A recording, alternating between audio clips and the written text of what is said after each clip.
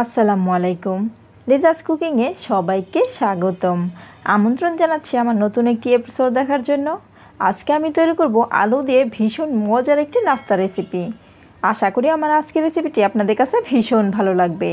আর ভালো লাগলে আমার চ্যানেলটি সাবস্ক্রাইব করে ফ্রেন্ডস অ্যান্ড ফ্যামিলির সাথে শেয়ার করবেন। পাশে থাকা বেল বাটনে ক্লিক করে রাখবেন আমার পরবর্তী ভিডিও নোটিফিকেশন পাওয়ার জন্য। আর ভিডিওটি দেখা শুরু করার আগে অবশ্যই একটি লাইক দেন, তারপর দেখা শুরু করবেন। এর জন্য আমি এখানে 2টি আলু নিয়েছি, আর আলুগুলোকে আমি আগে থেকেই খুব ভালো করে সিদ্ধ করে নিয়েছি। এবার একটি কাঁটা চামচ দিয়ে খুব ভালো করে ম্যাশ করে নিচ্ছি। আর এটাকে খুব ভালো করে ম্যাশ করে নিতে হবে, যেন একটু বড় বড় দানা অংশ না থাকে। ম্যাশ করে নেওয়া হয়ে গেছে। এবার এখানে অ্যাড করে দিচ্ছি 1/4 চা চামচ পরিমাণ গরম মশলা।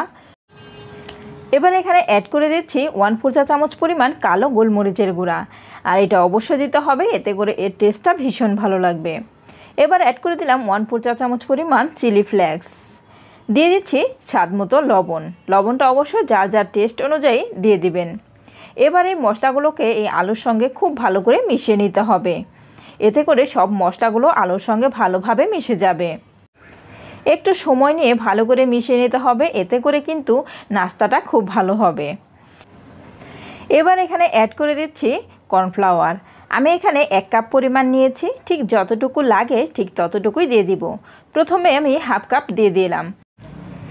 এবার এই আলুর সঙ্গে খুব ভালো করে কর্নফ্লাওয়ারটাকে মিক্স করে নিতে হবে। এবার কিন্তু হাত দিয়ে খুব ভালো করে মেখে একটি ডো তৈরি করে নিতে হবে।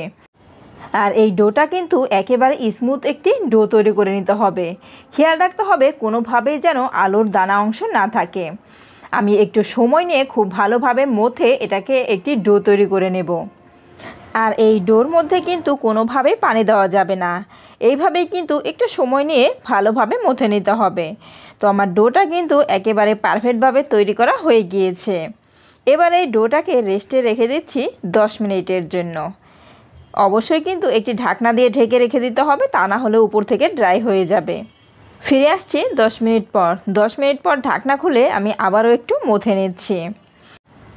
এবার এখান থেকে কিছুটা ডো নিয়ে নিচ্ছি। আমি আমার পরিমাণ মতো করে ডোটা নিয়ে নিচ্ছি। আপনারা চাইলে কিন্তু আরও কম কিংবা আরও বেশি করেও এই ডোটা নিয়ে নিতে পারেন। নাস্তাটা কতটুকু বড় করবেন বা ছোট করবেন সেটা আপনাদের উপর নির্ভর করবে। আমি আমার পরিমাণ মতো কিছুটা ডো নিয়ে নিয়েছি।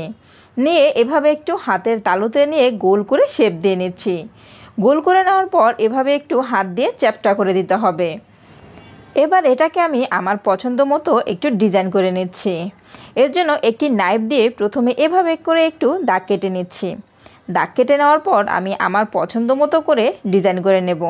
আপনারা চাইলে কিন্তু আপনাদের পছন্দ মতো যে কোনো ডিজাইনটাই করে নিতে পারেন। এবার এই নাইফ দিয়ে আমি সাইড দিয়ে একটু ভালো করে কেটে নিচ্ছি।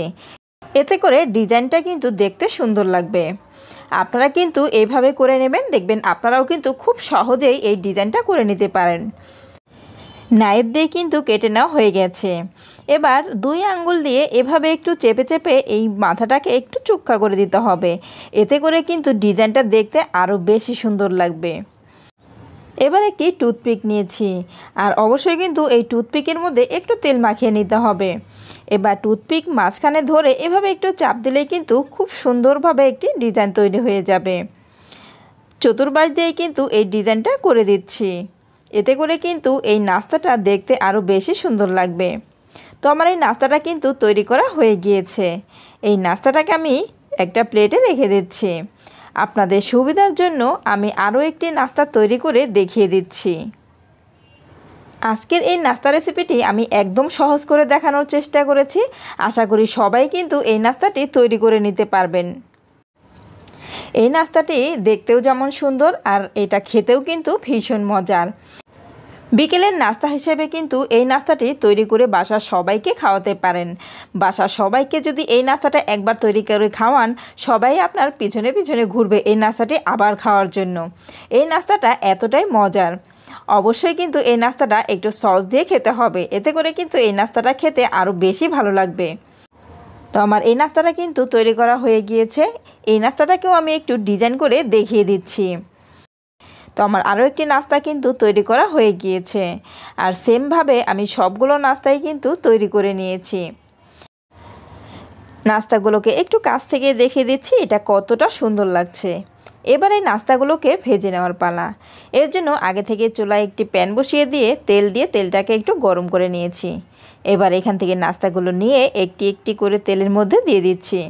আর এই পর্যায়ে কিন্তু চুলার আঁচটা লোতে রাখতে হবে। চুলার আঁচটা লোতে রেখে কিন্তু এই নাস্তাগুলোকে ভেজে নিতে হবে। নাস্তাগুলোকে কিন্তু আগেই উল্টানো যাবে না। নাস্তাগুলোর যখন একটা পাশ হয়ে আসবে ঠিক সেই পর্যায়ে কিন্তু অপর পাশটাকে উল্টে দিতে হবে। বেশ কিছুটা সময় ভেজে নেওয়ার পর একটা পাশ কিন্তু হয়ে গিয়েছে। এবার আমি নাস্তাগুলোকে উল্টে দিয়েছি। আর এই নাস্তাগুলো কিন্তু এই পর্যায়ে বেশ খানিকটা শক্ত হয়ে গিয়েছে। আর নরম থাকতে উল্টে দিলে কিন্তু নাস্তাগুলো ভেঙে যেতে পারে। সেজন্য নাস্তাগুলো যখন এক পাশ শক্ত হয়ে যাবে ঠিক সেই পর্যায়ে কিন্তু অপর পাশটাকে উল্টে দিতে হবে। আর এই নাস্তাগুলোকে কিন্তু একটু সময় নিয়ে ভেজে নিতে হবে, এতে করে এই নাস্তাগুলো কিন্তু একেবারে মুচমুচে হবে। আমি এই নাস্তাগুলোকে অনেকটা সময় নিয়েই ভেজে নিয়েছি। আর এরই মধ্যেই কিন্তু আমার নাস্তাগুলো থেকে খুব সুন্দর একটা কালার চলে আসছে। আর এই নাস্তাগুলো কিন্তু ভাজা হয়ে গিয়েছে। এবার এই নাস্তাগুলোকে আমি তেল থেকে তুলে নিচ্ছি। তবে আপনারা চাইলে কিন্তু আরেকটু বেশি করেও ভেজে নিতে পারেন। তবে আমার কাছে মনে হয় এর চেয়ে বেশি আর ভাজার কোনো প্রয়োজন নেই, সেজন্য আমি তুলে নিয়েছি। আর এই নাস্তাগুলো কিন্তু একেবারে মুচমুচে হয়েছে। আর ঠিক সেমভাবে আমি সবগুলো নাস্তাই কিন্তু ভেজে নিয়েছি। আর একটু কাছ থেকে দেখিয়ে দিচ্ছি এটা কতটা সুন্দর কালার হয়েছে। আর এটা একেবারে কিন্তু মুচমুচে হয়েছে। সবগুলো নাস্তায় ভেজে সার্ভ করে নিয়েছি। তো ফ্রেন্ডস, আমার আজকের রেসিপিটি আপনাদের কাছে কেমন লেগেছে অবশ্যই আমাকে কমেন্ট করে জানাবেন। আর যারা একেবারে নতুন রাঁধুনি আশা করি আমার আজকের রেসিপিটি তাদের কাজে আসবে। আর যারা একবারও এইভাবে এই নাস্তাটি তৈরি করে খেয়ে দেখেন নাই তারা একবার হলেও এই নাস্তাটি তৈরি করে খেয়ে দেখবেন। আমার বিশ্বাস আপনাদের কাছে ভীষণ ভালো লাগবে। তো আজ এই পর্যন্তই, পরবর্তী পর্বে আবার দেখা হবে। সবাই ভালো থাকবেন। আল্লাহ হাফেজ।